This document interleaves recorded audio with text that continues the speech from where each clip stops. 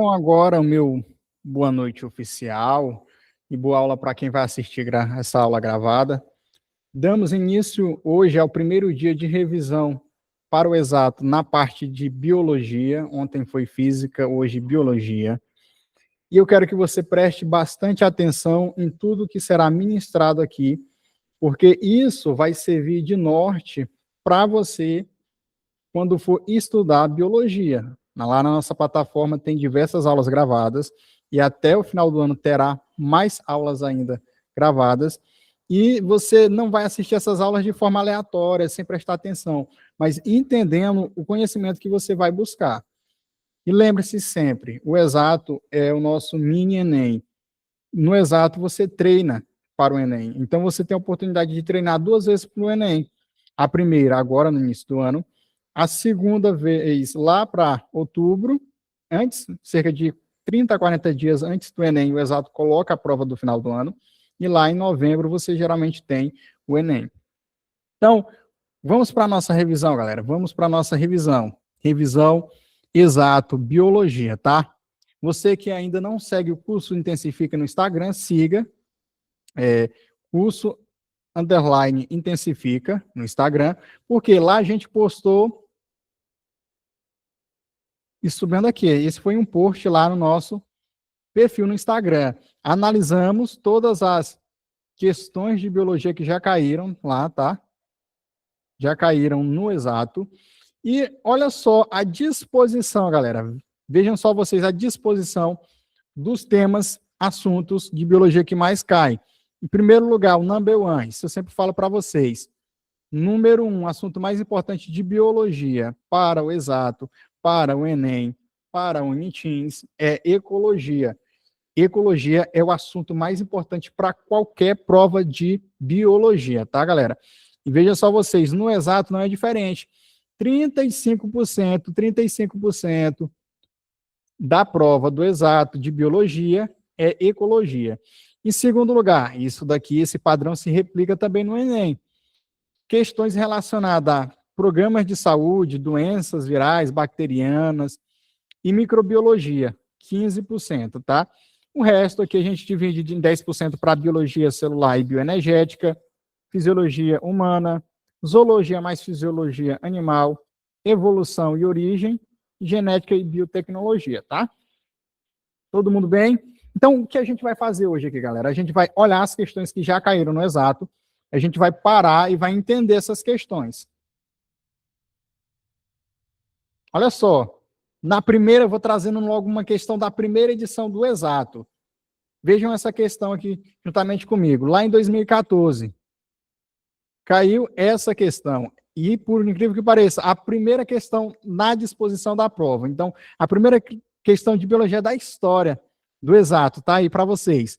Dizia o seguinte: após a fotossíntese, a fixação do nitrogênio pelas plantas é o processo biológico mais importante para a manutenção da vida na Terra. Ela é realizada por alguns organismos que apresentam a enzima nitrogenase funcional, que é utilizada como fonte de nitrogênio para a nutrição das plantas. Beleza? Esse processo de fixação ocorre no ou nas, letra A, caules pelos sais minerais, B, folhas pelos estômatos, C, frutos pelos nutrientes, D, flores pelos estigmas, E, raízes pela bactéria. Vejam só, a questão aqui, ela está falando de ciclos biogeoquímicos, o ciclo do nitrogênio, que até o final do ano a gente vai ministrar todos os ciclos. Lembre-se, os 4 ciclos importantes do nitrogênio, da água, do carbono, né, galera? Então, tem os vários ciclos que são importantes a gente estudar. Nesse caso, está perguntando sobre, após a fotossíntese, a fixação de nitrogênio. É um processo biológico muito importante. Ela fala que, que alguns organismos apresentam a enzima nitrogenase funcional, que é utilizada como fonte de nitrogênio para a nutrição das plantas. Esse processo de fixação ocorre aonde, galera? A, B, C, D ou E? Primeira questão da história do exato. Primeira questão de biologia da história do exato. Tá? Então, pense, raciocine. Aqui a gente está falando de quê? De ecologia. Ecologia, tá, galera?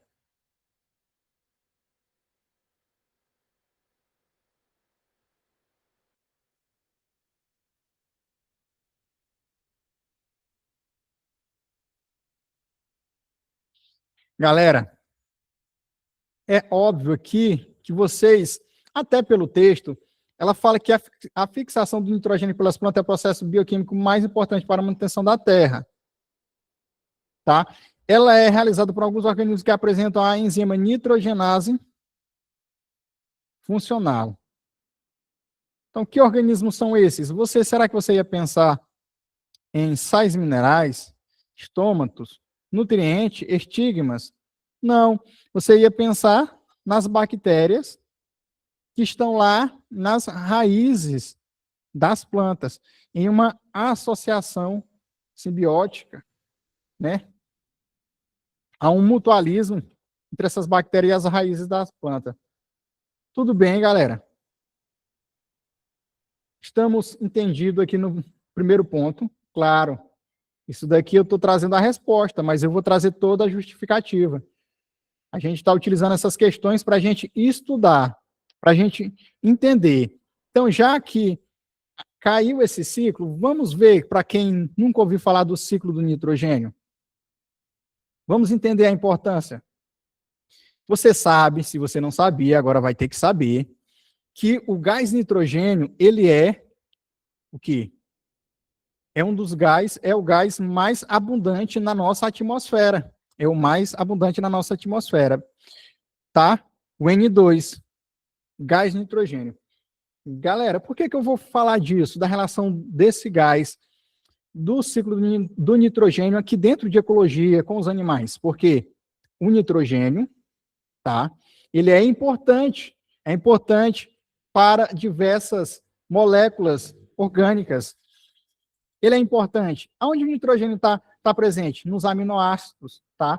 E os aminoácidos, eles são monômeros de proteínas. Então, uma proteína é formada por diversos aminoácidos, tá? Você junta vários aminoácidos e forma uma proteína. Então, o nitrogênio está também nas proteínas, certo?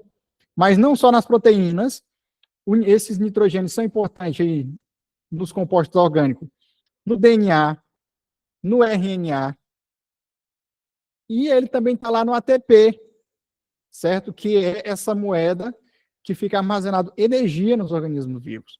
Então, ele é muito importante. Então, como que esse nitrogênio, que está lá no gás nitrogênio, na atmosfera, a livre, na forma de N2, vem parar no meu DNA, no teu DNA? Como? Pode surgir essa pergunta. E aí, você entendendo o ciclo do nitrogênio, você entende como isso acontece. Beleza. Esse N2, ele não tem como eu absorver esse N2, eu assimilar, que é o termo. Não tem como uma planta assimilar esse gás de nitrogênio. Para isso, acontece o processo de quê? Hein, galera? De fixação, que foi justamente o que foi cobrado, fixação, no qual você vai pegar esse N2 e vai transformar ele em amônia, e para algumas referências, no caso aqui, íons amônios, tá? Então, observe que você tem o N2 e você vai fazer uma fixação, que aí depende, lógico, da referência que você vai utilizar. Classicamente, a galera gosta de colocar o quê? O quê, galera? Amônia, tá?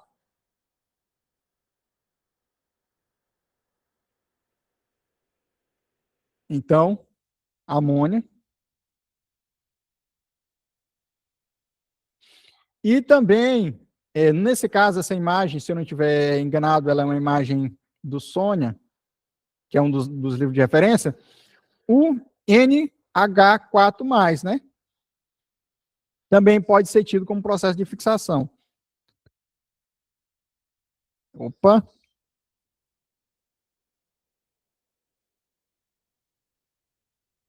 Que é justamente o íons amônio.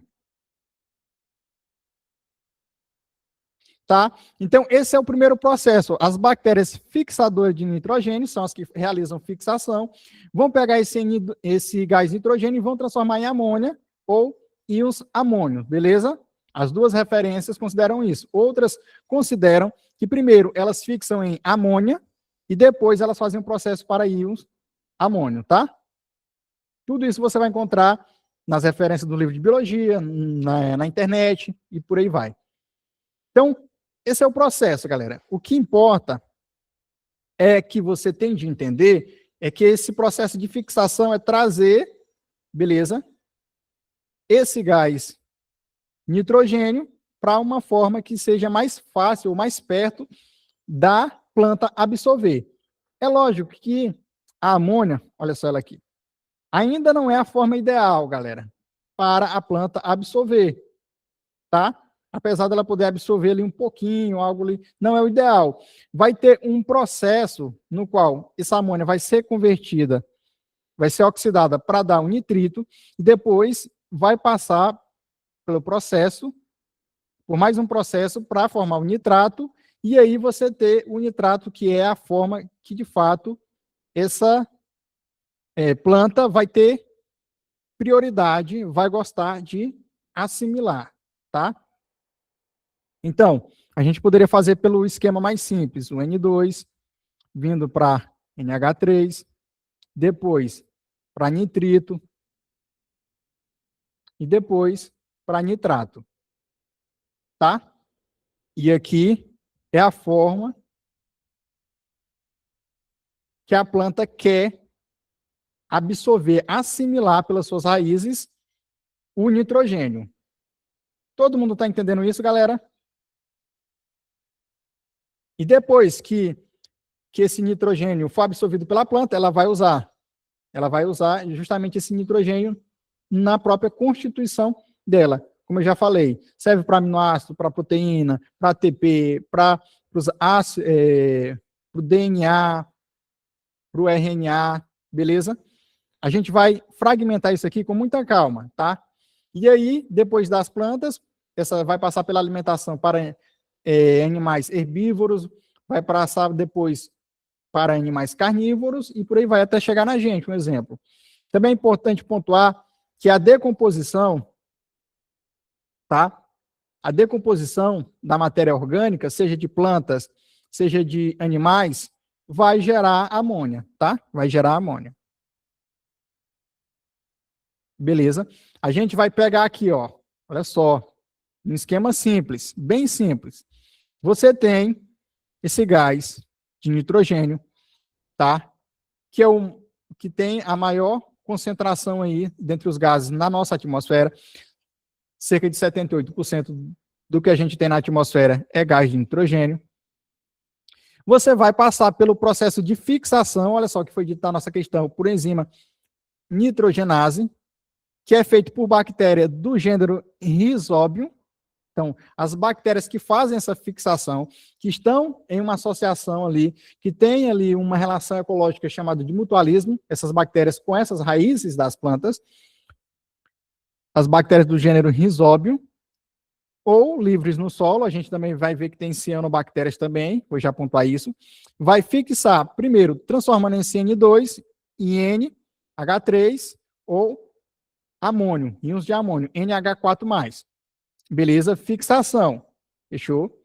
Depois, para que ele seja de fato absorvido, ele vai passar por um processo aí de converter essa amônia em nitritos, NO2, depois nitrato, NO3-, tá? Que é justamente, você vai ter esse processo de nitrificação, tá? O processo de nitrificação, ele é esse processo no qual tem essas duas reações, tanto a transformação do NH3 em NO2-, nitrito, e depois em nitratos, tá? Quando você tiver esse nitrato, a planta vai ter a preferência para absorvê-lo. E esse processo de absorção a gente chama de assimilação. Então, elas absorvem nitratos para formar Um exemplo, proteínas. Beleza? Só que para ser um ciclo,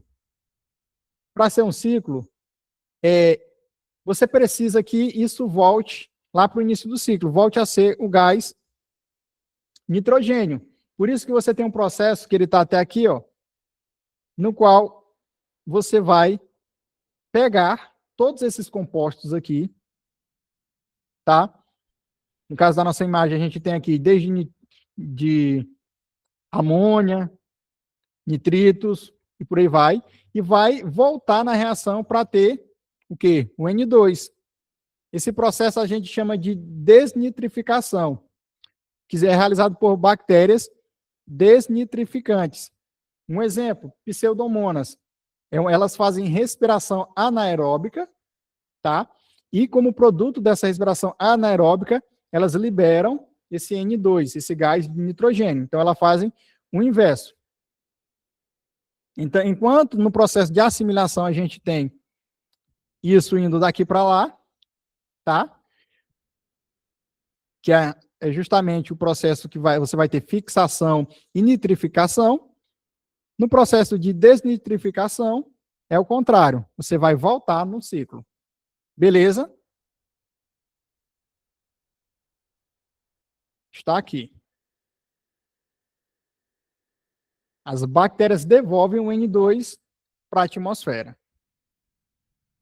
Então, a fixação, que é justamente o processo de transformar N2 em NH3, que é amônia, ou I também, NH4 mais o íon de amônio. Esse processo, ele pode ser feito aqui, você vai ver, por bactérias do solo, que estão livres lá no solo, por cianobactérias e por bactérias Rhizobium, tá? E a gente vai ver os três. Agora, preste bem atenção. Por que eu coloquei fixação biológica? Porque esse processo, ele pode ser feito de forma física, né? Utilizando cargas elétricas. Ele pode ser feito também em laboratórios, então seria uma fixação química, mas aqui a gente está falando que esse processo está sendo feito por bactérias, por um agente biológico, tá? Por um ser vivo. Bactéria é um ser vivo, considerado um ser vivo. O vírus, existe discussão se o vírus é ou não é um ser vivo, mas a bactéria é. Então, por isso a gente chama de fixação o quê? Biológica, que é feito o quê? Por um ser vivo. Ok? Então, você tem bactérias que estão livres no solo. Aqui a gente tem exemplo de Azotobacter, que elas não estão dependendo das plantas e elas fazem esse processo, elas fixam o nitrogênio do ar para o solo, com o próprio metabolismo dela, tá? E quando elas morrem e se decompõem, liberam esse nitrogênio no solo, fertilizando o solo. Então, o solo vai ser fertilizado. Beleza? Ok, então você já entendeu a importância das bactérias que estão livres lá no solo, sem associação com as plantas. Cianobactérias, essa daqui é em ambiente aquático. Tá? E aí são também chamadas de algas azuis. Elas vivem predominantemente em ambiente aquático e elas são responsáveis por garantir o nitrogênio na cadeia alimentares aquática. Ok? Então, o nitrogênio, lembre-se sempre, ele é importante para todos os seres vivos. Se ele é importante para formar aminoácido, e o aminoácido forma a proteína, e ele é importante também para o nosso próprio DNA, para os ácidos ribonucleico ou desoxirribonucleico, que no caso do DNA e do RNA, você precisa entender, então, como que esse nitrogênio chega em você. Se esse nitrogênio está lá na atmosfera. Então, já falei, ele primeiro, passa por um processo de fixação para produzir a amônia, depois vai para nitrito, depois vai para nitrato, esse nitrato é absorvido pela planta, essa planta usa para produzir as proteínas dela, tá? E essa planta, ou você vai se alimentar, você pode se alimentar de uma planta qualquer, de uma leguminosa, que tem justamente essa associação que eu vou falar nesse instante, como feijão, soja, ervilhas e por aí vai. Ou então, um animal qualquer herbívoro vai comer essas plantas, os frutos dessa planta, e depois você vai comer esse animal. Você vai comer essa vaca, esse porco e por aí vai. Então, de certa forma, vai chegar em você também. Entende a importância daquela aula de teias alimentares ou de cadeias? Lembra dessa aula, galera? Porque aí você entende tanto como a energia do Sol vem parar em você, quanto como essa formação da biomassa, até no caso desses átomos de nitrogênio, vem parar em você. Agora você está entendendo. Vem parar dentro dos teus aminoácidos, das tuas proteínas. Importante para o músculo, né, a galera que treina.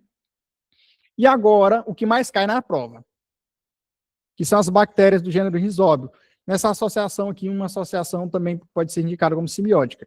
Esse é o exemplo que mais cai. Elas se associam em quê? Com plantas, nas raízes das plantas leguminosas, seja soja, feijão, ervilha, amendoim, e elas vão formar pequenos nódulos onde essa fixação vai ocorrer. Ok? Tá todo mundo aqui comigo? Tá todo mundo vivo? Ou o conteúdo dele é um pouco mais denso? Tá? Isabela tá comigo. A Janaína tá viva. Ana Júlia, beleza, acordou a Ana Júlia. A Sofia também deve estar acordando agora. Bora, Bianca. Então, galera, vejam só. Aqui a gente já comenta. Vocês entendem o tanto que isso é importante? Ele está relacionando aqui, ó, ciclo biogeoquímico, ciclo do nitrogênio, e ele pega uma relação ecológica. Uma relação ecológica. Então, são dois assuntos diferentes e dá para juntar.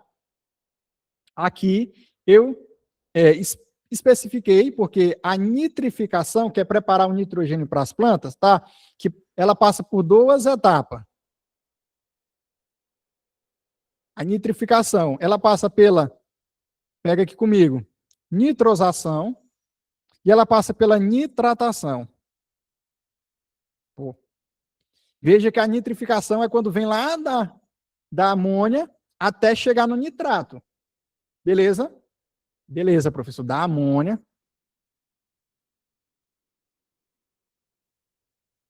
Opa. Até chegar lá em quem? No nitrato.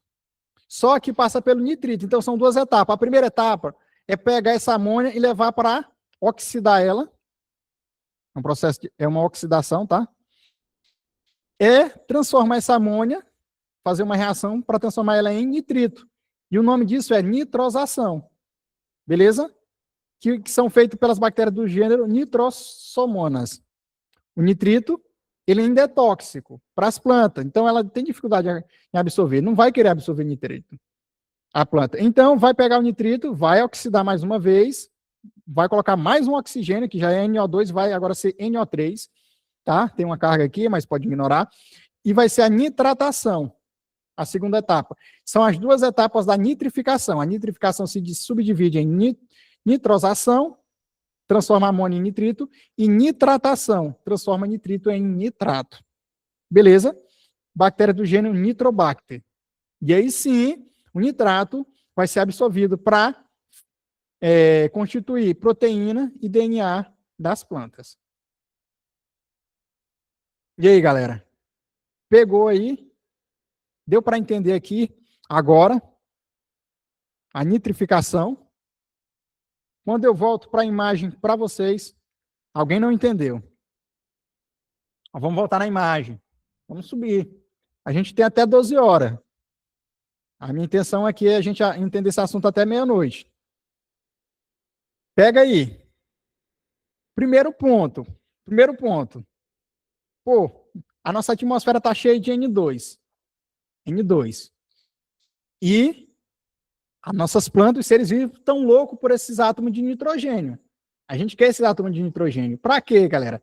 Eu quero colocar no meu aminoácido, para com esses aminoácidos eu formar proteína, para essa proteína eu formar os meus músculos. Eu estou precisando de músculo, o professor está muito frango.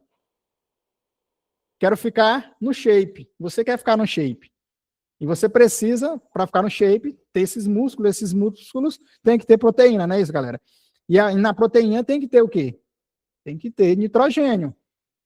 A gente tem que pensar, né? Nós somos seres vivos, todos nós somos compostos de átomos. Beleza?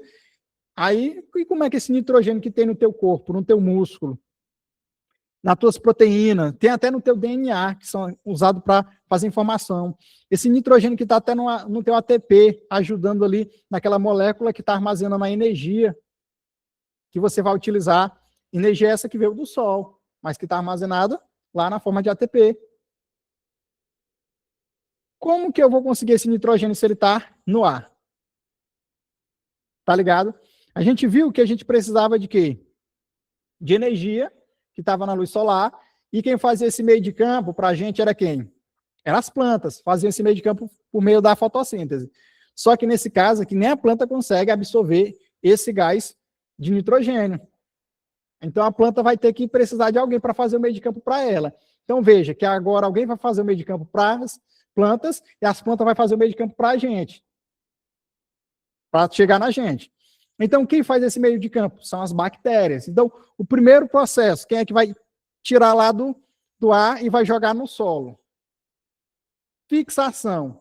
É isso, galera. É pegar esse gás N2 de nitrogênio e jogar no solo, na forma seja de amônio ou de íons amônio, NH4. Tá? Então, é fixação. Agora, beleza. Quando eu tenho esses íons de amônio, tá aqui, ó. Ou quando eu tenho amônia, tá aqui, ó. Isso ainda não é o ideal. A planta não quer absorver esse bagulho. Ele aponta aqui, ó, que a planta consegue absorver um pouquinho, mas isso é insignificante. Porque é muito tóxico. Entende? As raízes da planta, não, meu parceiro. Eu quero um processo que deixe isso em uma molécula orgânica que seja fácil para eu absorver. É isso que a planta quer. Então já está no solo. Antes o problema é que estava no ar. Agora trouxeram para o solo. Está na forma de amônia e de íons amônio. Está no solo, mas essa forma que está no solo não é boa para a planta. A planta não está querendo assimilar essa forma, absorver. E aí, para fazer isso, ela vai ter que passar por um processo primeiro de quê? De nitrificação, ó. Nitrificação. Tá? Que é transformar essa amônia, esses íons amônio, em nitrato, que é a forma que a planta gosta de absorver, a forma que ela vai ter uma alta absorção. Beleza? Só que para chegar em nitrato, que é na forma NO3, tem uma outra reação no caminho. Então vai utilizar duas reações para poder dar essa molécula do jeito que a raiz da planta gosta de absorver. Então, nitrificação é o nome dos dois processos. Primeiro, pega lá o primeiro processo, NH3, e vai até para NO2, e depois o segundo processo, NO3, que é a forma que a planta quer. Então, esse primeiro processo, olha lá, é justamente o que a gente chamou de nitrosação. Então, o primeiro processo, NH4, pode ser NH4, mas nesse caso a gente vai botar amônia e não íon, NH3, NO2. Então, a nitrosação, O2, NO3, tá? Nitratação. E esses dois processos juntos, quando você junta, quando ocorre tudo isso, a gente chama de nitrificação, que é daqui, começando aqui no número 1, até chegar aqui no ponto 3. Então, a nitrificação, ela ocorre em duas etapas. Na primeira etapa, a nitrosação, e na segunda etapa, a nitratação, por meio de duas reações químicas diferentes. Ficou um pouco mais claro? Sim ou não? O professor tá quase, tá entrando. Se o senhor explicar mais umas 10 vezes, entra. É assim mesmo. E por último, a gente falou, o que eu falei? Isso aqui é ciclo biogeoquímico. Um ciclo específico, que é o ciclo do nitrogênio. Tá. Se é um ciclo, professor, um ciclo é tipo um círculo que vai e volta, que roda? Exatamente. Então, beleza. E como é que esse nitrogênio ele volta para o ar? Como é que ele volta para o ar? Eu já vi como é que ele sai do ar e vem para o solo e chega nos organismos vivos. Depois que vai para a planta, aí é fácil entender como chega na gente. Eu posso comer uma fruta de uma planta, posso comer até, dependendo da própria planta, né, um alface e por aí vai. Um animal pode comer essa planta e eu posso comer esse animal, posso comer a carne da vaca. do bode, do carneiro, do porco, tem gente que come até camelo e por aí vai. Então, aí é a cadeia. Você já sabe a cadeia porque eu já ensinei. Cadeia alimentar. E quando você come, você absorve tudo ali, né? Tudo é um exagero, mas você vai absorver grande parte daqueles nutrientes, justamente, e vai absorver o nitrogênio, tá? Então, eu consigo nitrogênio para o meu músculo, para os meus aminoácidos, para as minhas proteínas, na minha alimentação. Só que o que eu como, são as carnes, as plantas, elas precisam ter esse nitrogênio para que eu possa absorver. E elas, para terem isso, elas passam por essa etapa, que quem vai fazer o meio de campo para essas plantas são as bactérias. E para voltar, a gente tem quem? A gente tem a desnitrificação, que é para fechar o ciclo. Tá? Desnitrificação. Na desnitrificação, você tem as bactérias, como pseudomonas, que fazem respiração anaeróbica. Ou seja, elas respiram em ambiente que tem pouco ou quase nenhum oxigênio. Então, usando o nitrato no lugar do oxigênio para obter energia. Então, ela vai utilizar o nitrato para obter energia. Um exemplo, né? E aí, elas pegam esses compostos nitrogenados do solo, como nitrato, mas pode pegar outros, quebram e liberam gás nitrogênio, o N2, de volta para a atmosfera, tá? E aqui um exemplo clássico de prova, Pseudomonas desnitrificans. Beleza?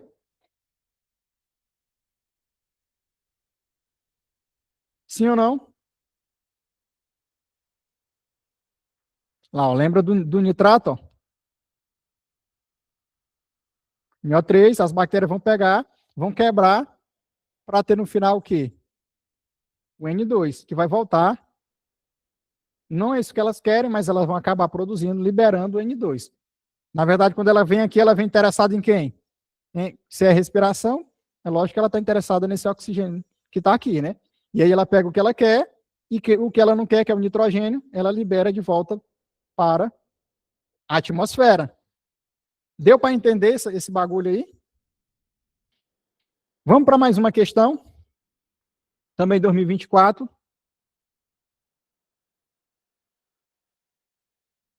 Então, é assim que funciona. Essa é a pegada do exato, galera. Essa é a pegada do exato. Essa questão aqui é uma questão de boa, mais fácil. Diz assim, o arado, ele é uma das invenções mais antigas e valiosas do homem. Mas muito antes dele existir, a terra era de fato regularmente lavrada e continuamente sendo lavrada por minhocas. É lógico, tem ali uma aeração do solo, elas vão andando por dentro do solo, vai fazendo com que o ar entre oxigênio ali, aquele solo, né? Vai aradando. Mas aí fala que o trecho traz interpretação evolucionista de Charles Darwin sobre as relações alimentares da minhoca. Com relação aos hábitos alimentares, a minhoca é um animal, então falou que era do arado aqui em cima, mas nem perguntou sobre isso. Quer saber dos hábitos dela. Os hábitos alimentares, é óbvio. Autótrofo, herbívoro, detritífero, hermafrodita, consumidor terciário. E aí, galera? Você é um ser autótrofo? Sim ou não? Nós, seres humanos, somos autótrofos?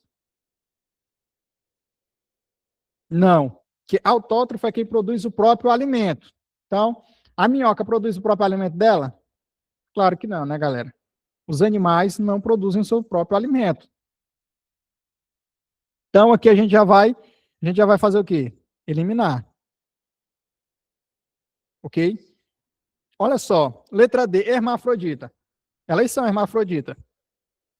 Mas a pergunta é sobre hábitos alimentares, tá? Então, a gente tem que eliminar a letra D, porque hermafrodita está falando de uma característica quanto à característica sexual. Não está falando sobre hábito alimentar. Ok? Então, disseram que é letra C. Todo mundo concorda que é a letra C? Sim ou não? Todo mundo concordando que é a letra C. Beleza. Então, é uma questão fácil, tranquilo. Então, já vou marcar aqui C, porque todo mundo já entendeu que é a C. Ah, professor, não entendi. Então, a gente vai já relembrar algumas coisas básicas.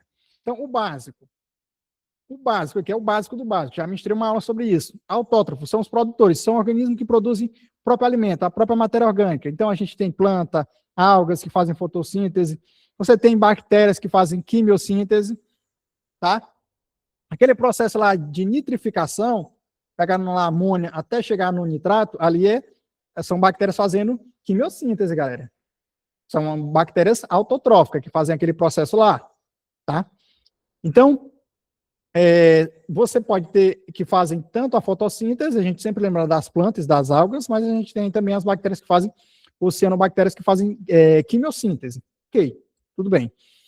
Heterotrófos são os consumidores e recicladores. Então, a gente tem os herbívoros, são os que se alimentam de tecidos vegetais, a gente fala que se alimenta de produtores também, se alimenta de plantas, como uma vaca que gosta de comer capim, por aí vai.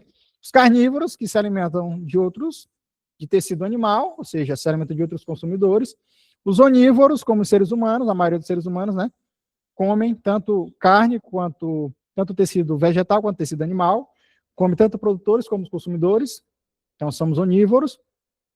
E temos os dentritívoros, que são animais que se alimentam de detritos, ou seja, de resto de matéria orgânica, ou então de animal de decomposição. E aí pode ser em folhas mortas, galho, fezes, cadáveres e por aí vai. Beleza?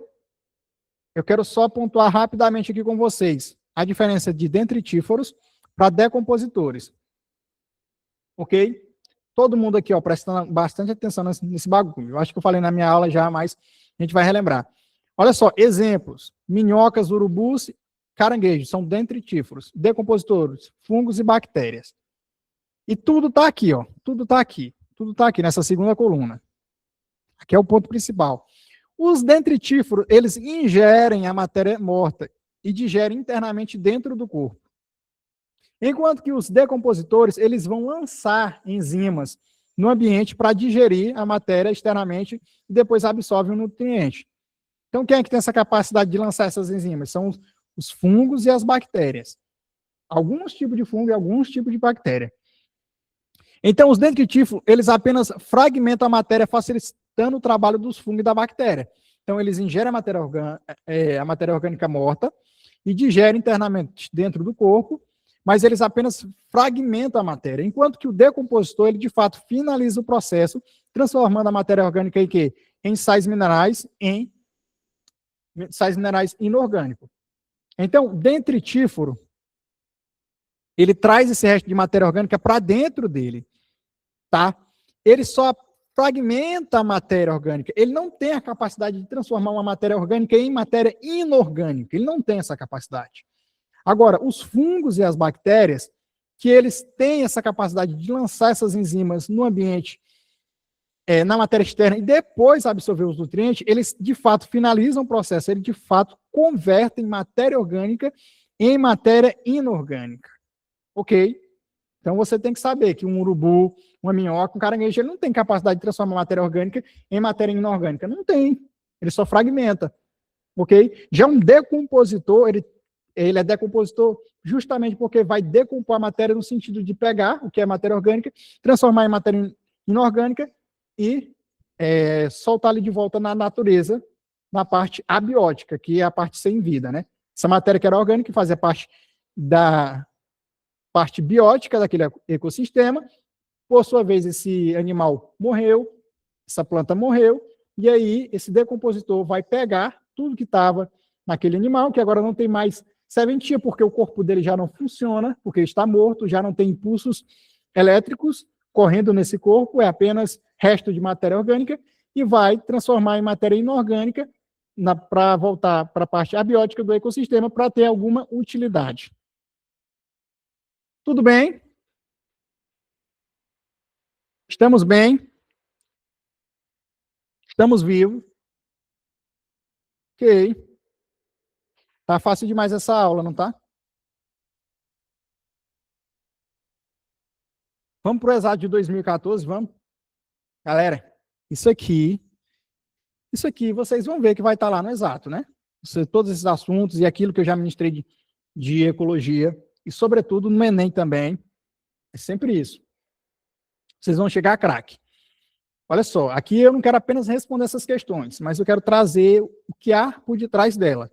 O número de abelhas encontra-se em declínio em várias regiões do mundo, inclusive no Brasil, sendo que vários fatores contribuem para o colapso de suas colmeias. Nos Estados Unidos, bombas de semente de espécies vegetais nativas têm sido utilizadas para combater o desaparecimento desses insetos.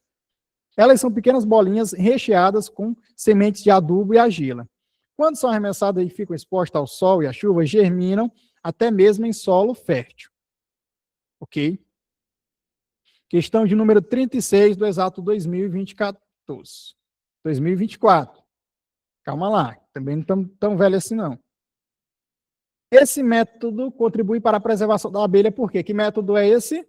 O uso de bombas de semente de espécie nativa, tá?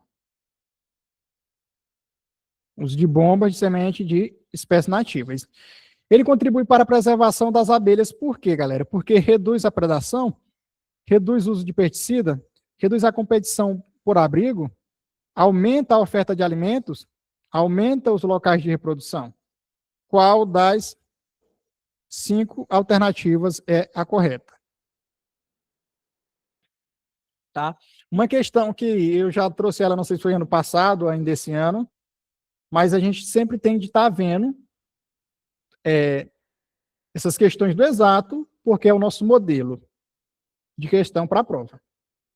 Letra D, alguém mais? Alguém acha que é letra A, letra B, letra C? Tá?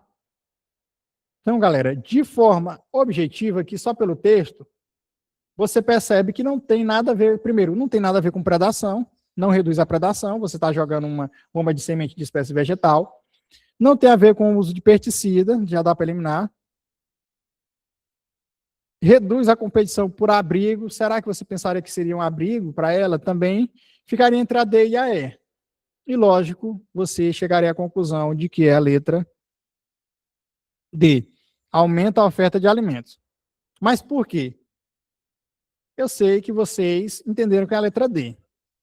Mas vocês talvez não saibam tudo que há por detrás aqui, dessa questão. E olha só, eu quero que você preste bastante atenção, porque agora o que a gente vai trabalhar aqui é algo fundamental para o teu raciocínio diante de diversas questões.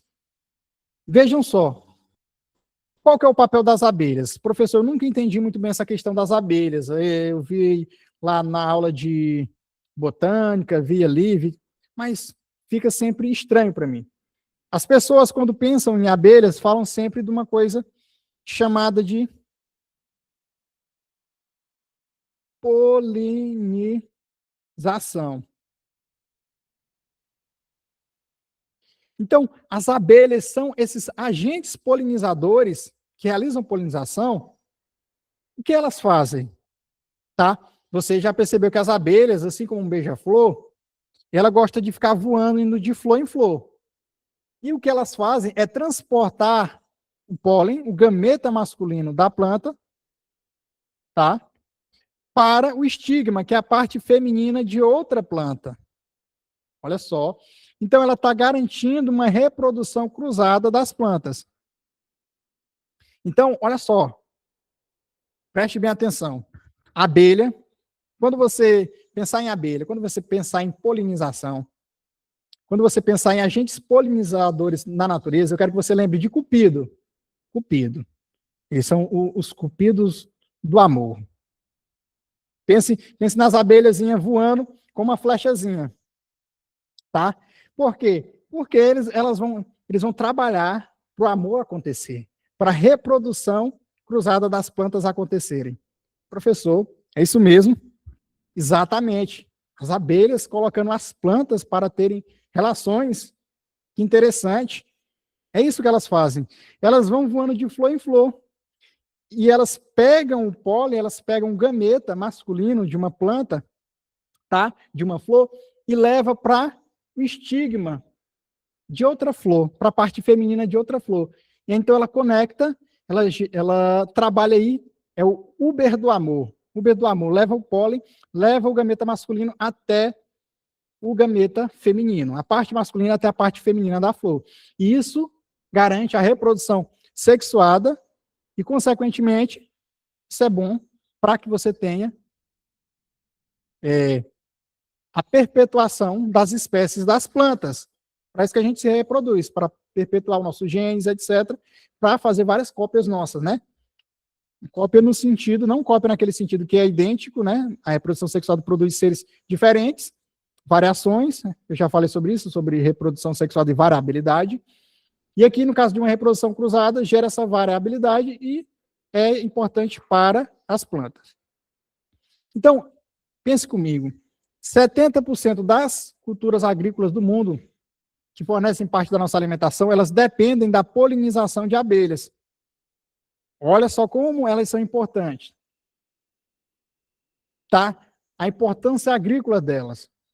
Porque as plantas, de fato, elas estão na base da nossa alimentação. Os frutos, as sementes, os grãos, todos eles estão na base da nossa alimentação. E para que eles tenham essa reprodução, eles precisam, essa reprodução cruzada, que é tão importante para as plantas, eles precisam de quem? Dos nossos cupidos, dos úbeis do amor, que são as abelhas. Então você já está entendendo tudo isso. Galera, compreendeu essa primeira parte? Tá? Sempre pensar em abelha, em beija-flor, essas paradas vocês vão lembrar.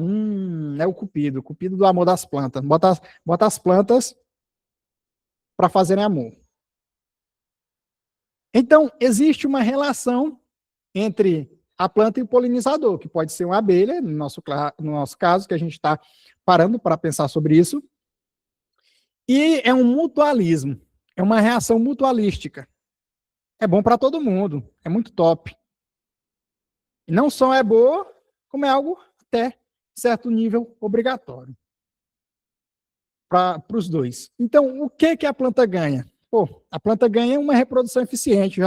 Isso aí eu comentei com vocês. O pólen é levado diretamente de uma outra planta da mesma espécie, garantindo a variabilidade genética. Então, reprodução cruzada é bom para ter variabilidade genética, né? Para você ter a parte masculina chegando à parte feminina da planta. E isso vai ser essencial na geração de frutos e sementes para a perpetuação dessa espécie, desse vegetal. E o que a abelha ganha? Ela ganha um alimento, um néctar, um líquido açucarado que fornece energia rápida para as abelhas voarem e manter a sua colmeia. Esse alimento, você tem aqui o pólen, que é rico em proteína e lipídio, fundamental para a nutrição e desenvolvimento de larvas para as colmeias. Então, você entende essa relação em que a abelha obtém alimento e as plantas obtêm reprodução. Isso aqui é quase uma prostituição. Você consegue o seu alimento em troca de reprodução em troca de alimento. Que isso? É o mutualismo da natureza. Tá?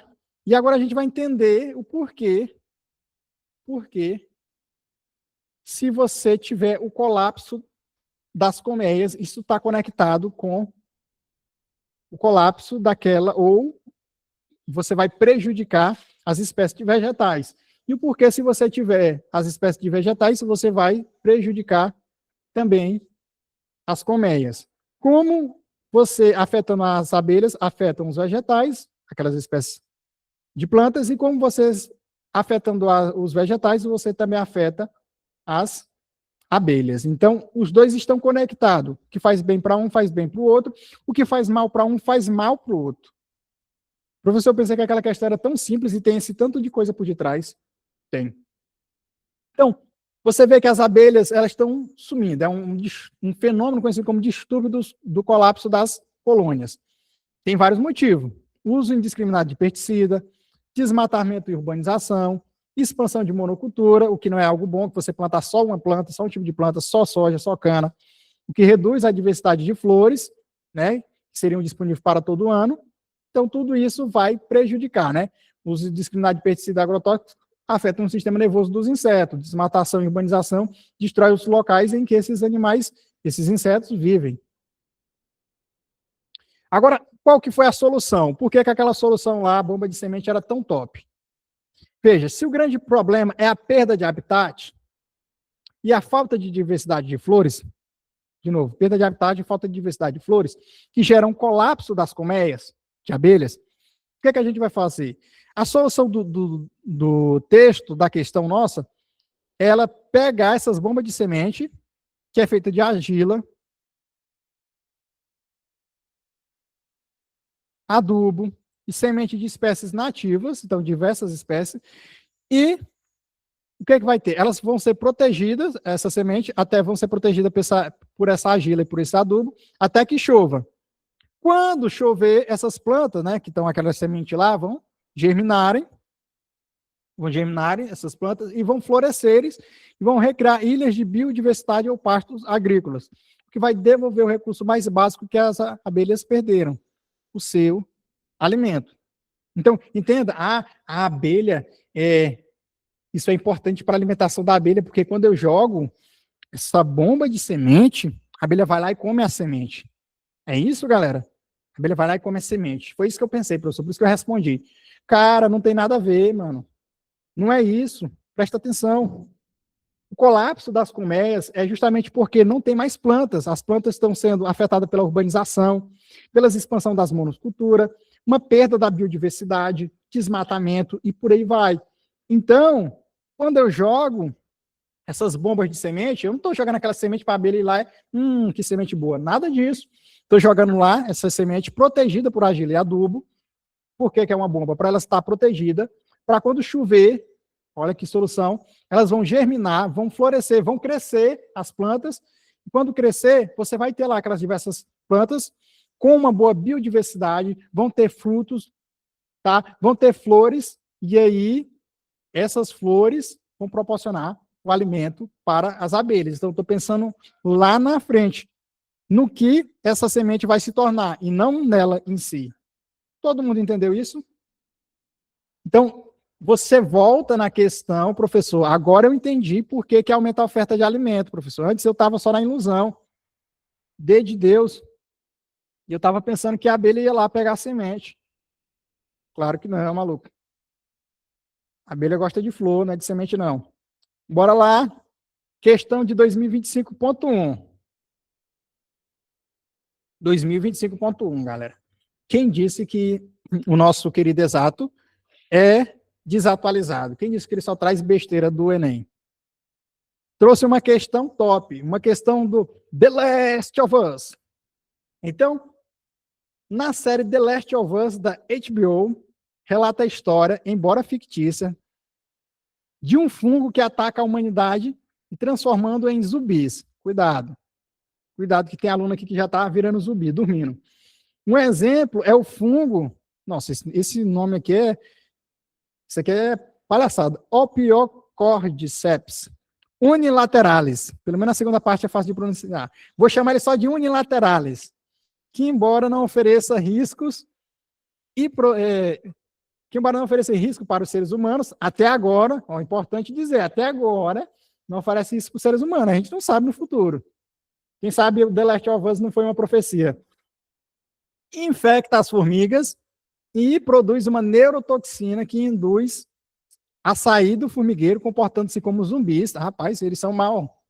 Infectando outras formigas e fornecendo assim reprodução para o fungo.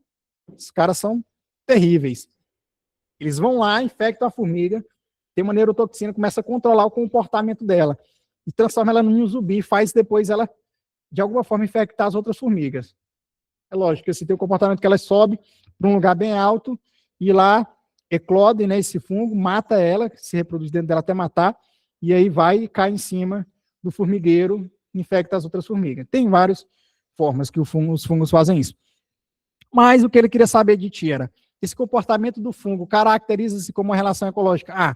Protocooperação. B. Comensalismo. C. Mutualismo. D. Inquilinismo. E. Parasitismo. E aí, galera? Quem é que assistiu The Last of Us tem que responder essa questão aqui. Eu só assisti, parece que 1 ou 2 temporadas, então eu estou de fora dessa discussão, porque eu não assisti inteira. Preciso voltar aí para assistir. Galera, a primeira coisa que você iria parar para pensar aqui, essa relação é uma relação assim, boa, em que ou todo mundo se dá bem ou ninguém se dá mal, é uma relação benéfica, ou é uma relação em que alguém se dá mal? Em que alguém sai prejudicado? Fala aí para mim. É uma relação harmônica ou é uma relação desarmônica? A primeira coisa aqui, que o óbvio, né? É uma relação desarmônica. As formigas estão virando zumbis. Né? E na série também os seres humanos eram os prejudicados, são os zumbis na série. Então, de cara, as três primeiras opções, A, B e C, se você marcasse, eu daria uma pisa em vocês. Mas lógico que aqui essa questão ela foi muito fácil, pô. Pelo amor de Deus. Qual que é a relação aqui terrível que a gente tem mesmo aqui? É um parasitismo. É lógico que não, tecnicamente não é um parasitismo, tá, galera? Vocês lembram da minha aula? Eu expliquei isso daí, né? E eu vou dar uma pincelada. Mas aqui o mais próximo disso seria um parasitismo. Era a opção para você marcar como correta, beleza? Sim ou não, meus brothers? Em que o fungo, ele infecta, vai para dentro, ou do ser humano, no caso da série, no exemplo fictício, no caso real, das formigas, então é um parasitismo e causa bastante dano para eles.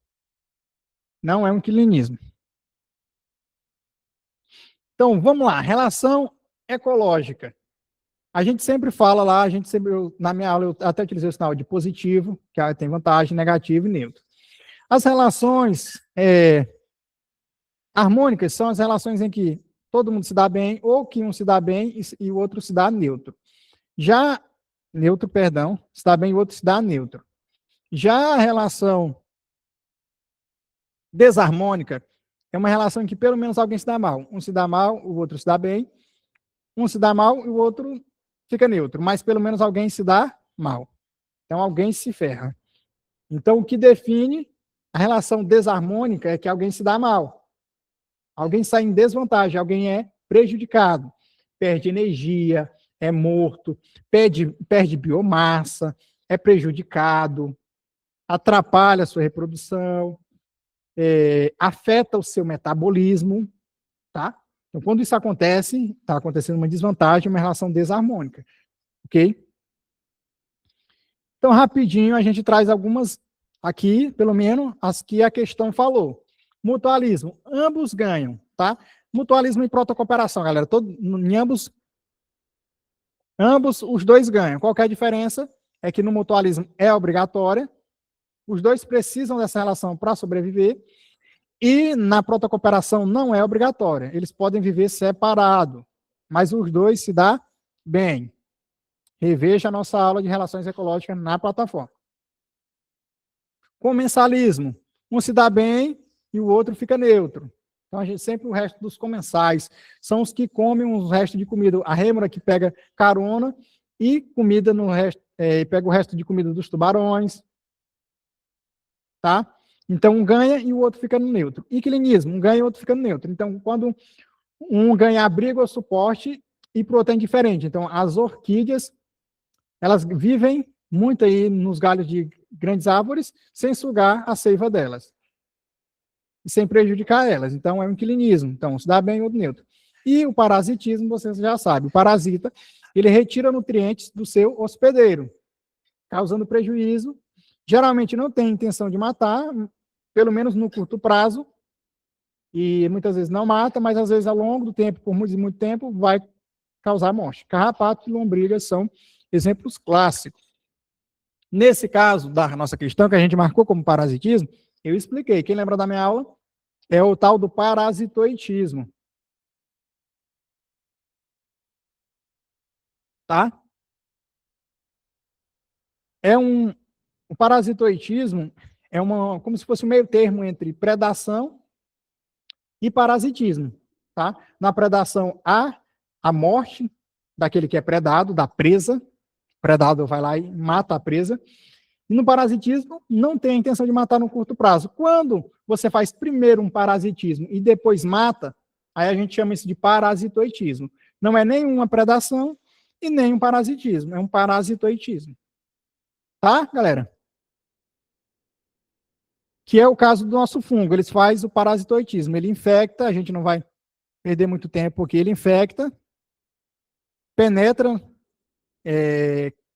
o exoesqueleto da formiga, eles invadem, ele cresce dentro da formiga, absorvendo os nutrientes, que seria o parasitismo clássico. Depois ele estabelece um controle, que é chamado de fase zumbi. Depois ele mata a formiga e se propaga. Ele consome todos os órgãos internos da formiga e faz brotar um corpo de frutificação da cabeça da formiga, que explode a formiga, liberando os esporos para infectar a colônia lá embaixo, né? Eles geralmente levam essa formiga para um local da onde ela possa ser morta naquele local, num ponto alto, para que ele, fazendo brotar a arte dele, o corpo de frutificação do fungo, e na hora de explodir a cabeça dela, ele libere vários esporos do alto, e esses esporos caiam lá embaixo, infectando a colônia daquela formiga. Beleza? Todo mundo entendeu essa parada aqui, galera? Todo mundo entendeu que aí a gente teria que botar o quê? Parasitismo, porque está vivendo dentro, está roubando nutriente. É lógico que é parasitoitismo, porque no final vai matar, mas aqui o que mais chegava perto era o parasitismo. De novo, galera, quando vocês pegar uma questão que não tem a resposta 100% correta, vai na que está mais certa. Não vai brigar com a questão. Deixa que depois, se tiver que anular ou algo do tipo, anula. Mas nem vai anular. Se for Enem exato, talvez anule, porque eles são medrosos, a Copesa é medrosa. Mas se for o Enem, aí é difícil. Só se tiver vazado a questão antes, e às vezes nem vazando a questão, eles não anulam. Então, não briga com a questão, tenta ver o que está mais certo e marca o que está mais certo. Professor, de novo, meu esquema bem cachorro para vocês aprenderem. Interações entre espécies diferentes é o que mais é importante. A interespécie, né, entre espécies diferentes, não há interespecíficas. Então, a relação entre espécies diferentes,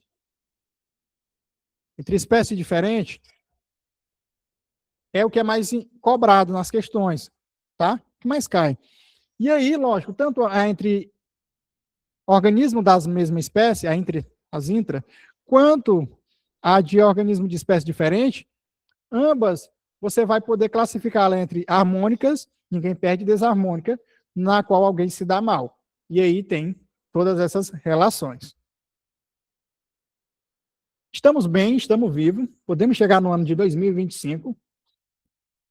Quer dizer, essa questão aí que a gente respondeu já era do ano de 2025. Então vamos para mais uma do ano passado. Tá?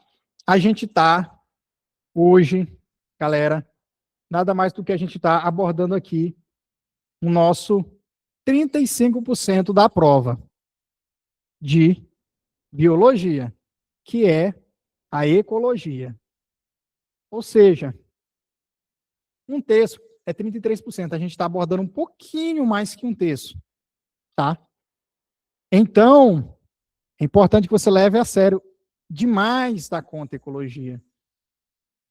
E, lógico, esse mesmíssimo padrão da prova do exato repete-se no Enem. E, lembre-se, mesmo não sendo o exato padrão da Uniteams, ainda assim, ecologia é o tema mais importante da Uniteams também, dentro de biologia. Então, vamos para mais uma questão. Olha só essa questão aqui, que vai mesclar conceitos. Muito interessante. Parece difícil, mas é bem fácil. Os resultados de um ensaio clínico randomizado na Indonésia apontaram uma redução de 77% dos casos de dengue nas áreas que receberam o mosquito Aedes aegypti infectado com uma bactéria. Que pronúncia? Por essa bactéria aí, galera. Wolbachias, ou Wolbachias. Confesso que aí o meu latim falhou.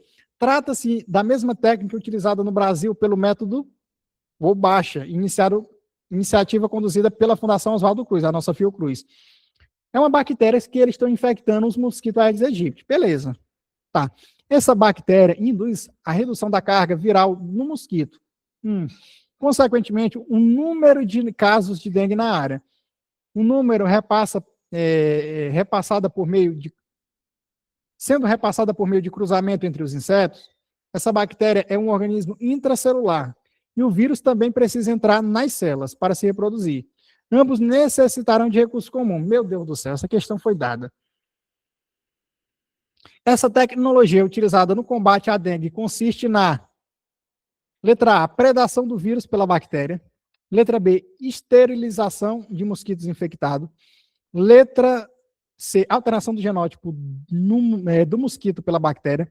Letra D, competição do vírus e da bactéria no hospedeiro. Letra E, inserção de material genético do vírus na bactéria. Que questão boa, tranquila de fazer. Olha só, a questão foi dada. Eles disseram o seguinte, que houve uma redução nos casos de dengue, porque eles começaram a colocar uma bactéria nos mosquitos, infectar os mosquitos Aedes aegypti com essa bactéria, infectado com a bactéria. E depois, essa bactéria é repassada por meio do cruzamento desses insetos. E aqui, olha só essa última parte. Como essa bactéria é um organismo intracelular e o vírus também precisa entrar nas células para se reproduzir, ambos necessitarão de recursos comuns. O que está acontecendo, galera, com eles? O que acontece quando duas espécies precisam do mesmo recurso? O que acontece quando você e o seu irmão precisam do mesmo pedaço de carne? Quando você e o seu irmão precisam do mesmo copo de Coca-Cola? Vocês competem, galera. Vocês competem. Vai acontecer uma competição. Ah, eu ministrei aula sobre isso. Competição do vírus da bactéria no hospedeiro. Pô, essa foi dada, galera. Tá claro, galera. Tá difícil essa daqui. Eles colocaram um texto bem complexo para no final te dizer assim, ó. Cara, essa bactéria é intracelular. Todo vírus é um organismo, é um parasita intracelular obrigatório. Todo vírus é intracelular e é parasita. Tá ali para roubar os recursos dos outros. Não tem metabolismo próprio. Então, aqui é uma mescla, galera, de ecologia com biotecnologia. Tá? Então, existe uma dinâmica de competição celular. As bactérias irão competir com o vírus. Aqui é toda uma explicação. E aí, por que esse método é tão top? Vejam que essa bactéria ela tinha que ser um organismo intracelular, que entra dentro da célula do mosquito. Se ela fosse extracelular, não funcionaria, porque ela ficaria do lado de fora e o vírus é intracelular. Então não daria para competir os dois. Mas como ela é intracelular, ela fica no mesmo local que o vírus vai ficar. Beleza? Elas vão competir por nutrientes essenciais, colesterol, aminoácido, tudo mais. Ela vai consumir esses elementos essenciais. Quando ela consome, o vírus fica sem esses elementos para se multiplicar. Beleza? Então, o vírus não consegue se reproduzir eficientemente e isso vai ter uma redução na carga viral. E aí, com essa redução na carga viral, o mosquito ele vai diminuir ou até mesmo perder a capacidade de transmitir a doença. E por que esse método ele é sustentável, tá, galera? Ele é sustentável por quê? Porque essa bactéria ela é transmitida maternamente, ela passa do mosquito mãe para os filhotes, para o mosquito filhote. Então, elas também passam no cruzamento. Né? Então, no cruzamento, elas passam as bactérias para as próximas gerações. Com o tempo, a maioria dos mosquitos da região vão ter essa bactéria e não vão transmitir mais a dengue ou vão ter uma carga viral baixíssima. Ok? Todo mundo entendeu isso?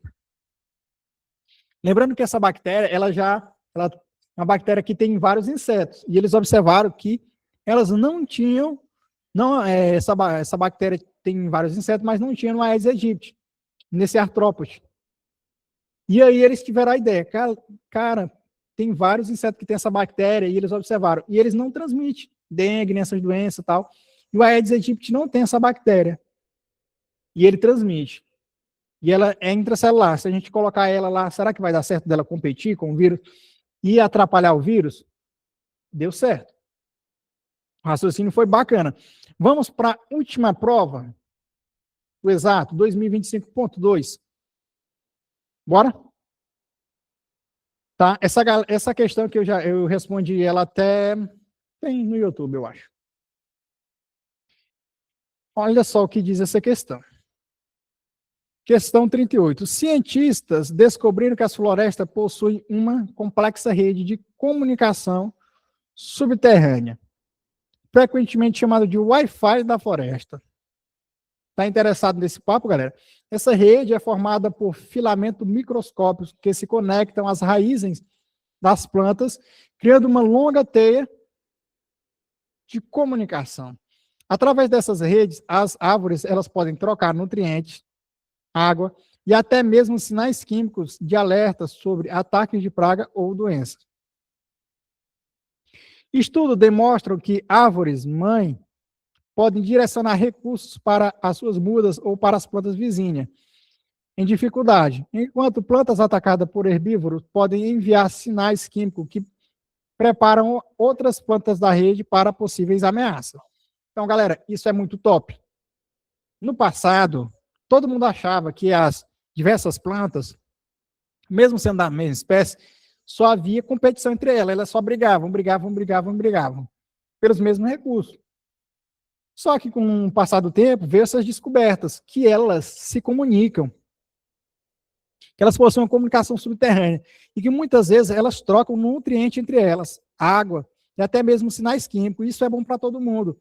Muitas vezes uma árvore mãe, que está ali numa posição mais privilegiada, tendo acesso a mais recursos, direciona recurso para suas mudas, ou então para outras plantas vizinhas, que ela consegue se comunicar com ela. Tá? E, às vezes, uma planta que está mais afastada e que foi primeiramente atacada, ela passa essa informação, ó, estou sendo atacada, está chegando aí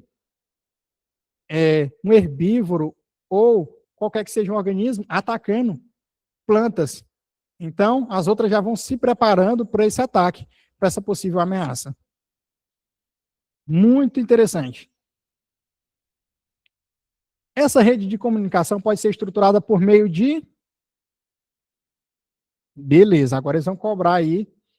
São estruturadas por meio de A, substâncias alelopáticas, B, líquens, C, príons, D, fungos micorrízicos, E, bactérias fixadoras de nitrogênio. Galera, qual a primeira questão que eu vou eliminar aqui? Até por conta da aula de hoje. Qual é, galera? Não tem a ver com... Ó, bactéria fixadora de nitrogênio. Tem a ver com comunicação? Tem? Tem a ver com comunicação, galera? Tem não. Não tem a ver com comunicação. Tem a ver com pegar o gás de nitrogênio, o N2, para formar amônia, NH3, o NH4+, e os amônio. Então, a primeira opção que você tinha que arrancar daqui era bactérias fixadoras de nitrogênio. Outra coisa, qual dessas opções está relacionado com doença? Quando você ouve, você pensa em doença, tem a ver com quase que com vírus, tá? Já ouvi falar de alguma coisa. Vaca louca, doença da vaca louca, alguma parada assim, professor? Qual que é essa opção que eu tenho que eliminar? Ninguém sabe, galera. Será que o louco aqui sou eu, não é a vaca? C, galera. Os prions. Ano passado eu ministrei uma aula, foi uma das primeiras aulas, talvez, sobre biologia. Foi sobre isso. Vou até caçar ela, quem sabe dá pra gente colocar, se tiver uma boa qualidade de áudio e imagem na plataforma. Então, os prions, a gente já tinha que eliminar aqui também de cara. A substância alelopática. Isso aqui também, isso aqui a gente já tira. A gente ficaria entre líquens e fungos micorrízicos.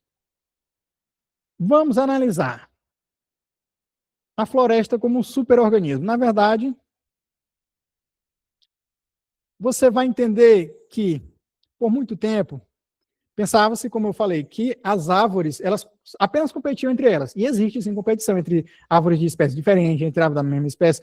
Mas, com o tempo, você passou a entender que nem sempre é assim. Muitas vezes ela tem essa rede para compartilhar nutriente, distribuir água nas regiões mais secas e enviar sinais químicos de alarme, tá? Então, quem são esses cabos de fibra óptica da natureza? Por quê? Veja que as raízes das plantas muitas vezes são limitadas, nem sempre dá para comunicar aqui uma planta que está, ou de uma árvore que está muito longe da outra. Quem que elas vão utilizar? Elas vão criar teias físicas através dos fungos. Fungos, tá? Então, as plantas nem sempre conseguem esticar suas raízes para tocar as outras plantas da floresta. Se elas conseguirem esticar e tocar, ótimo, está mais perto já comunica. Mas para formar toda uma rede entre diversas árvores, sobretudo entre árvores que estão muito distantes uma das outras, você vai precisar de quem? Dos fungos. Então,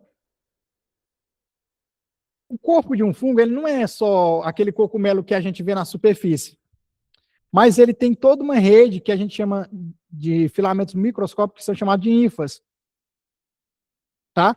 E o conjunto dessas ínfas é chamado de micélios. Então, essas ínfas, elas atuam como uns fios da rede de comunicação. Então, olha só essa relação de mutualismo das micorrizas. O que a planta fornece? Alimento, açúcar, carbono, que ela obtém através da fotossíntese, ela vai fornecer para quem? Esse alimento? Para o fungo. E também elas oferecem um local seguro para o fungo se instalar. É o habitat. E o que é que o fungo fornece? Extensão da absorção. Então, primeiro, as ínfas, elas são muito finas, elas são mais finas do que as raízes, e elas penetram em poros minúsculos do solo e conseguem absorver mais águas e minerais. Tá vendo essa troca?